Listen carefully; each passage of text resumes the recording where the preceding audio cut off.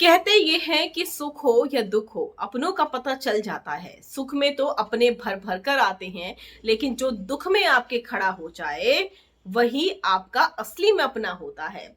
I think Mannara को भी idea लग गया होगा कि कौन अपना है और कौन पराया है।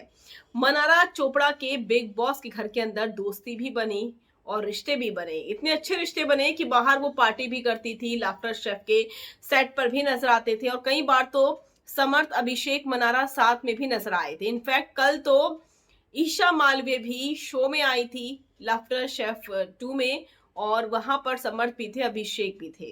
हालांकि मनारा जो है वो एग्जिट हो चुकी थी पहले ही। और सबसे बड़ी बात यह है कि मनारा, अभिषेक और समर्थ जो है मीडिया के आगे पोस्ट भी देते थे अभी तक, लेकिन मनारा किसी बात से नाराज हो गई थी। दरअसल एक फैन पेज में एक रील वायरल हुई थी जिसमें अभिषेक जो थे हंस रहे थे मनारा की एग्जिट पर, जब पीछे से करण कुंद्रा ने कोई सवाल पूछा था, और उसी चीज से मनारा नाराज हो गई थी और मनारा ने अभिषेक को अनफॉलो कर दिया था। अभिषेक ने यह भी कहा था एक इंटरव्यू में कि उसके बाद मैंने मनारा को कॉल भी किया और चीजें सॉर्ट आउट हो चुकी है। उसने मुझे अनफॉलो जरूर कर दिया है, लेकिन हमारी बातें होती है। तो सबको लगा कि सब कुछ ठीक होगा। ठीक है, मनारा को गुस्सा आ गया, मनारा ने अनफॉलो कर दिया, लेकिन फिर क्या? आज मनारा के ऊपर दुखों का पहाड़ टूटा हुआ था। मनारा को सहारे की जरूरत थी। ना तो वहां अभिषेक थे और ना ही समर्थ थे। इसी को लेकर लोगों का गुस्सा सोशल मीडिया पर फूटा है और लोगों ने सवाल उठाने शुरू कर दिए हैं और इस दोस्ती को फेक फ्रेंडशिप कहा है।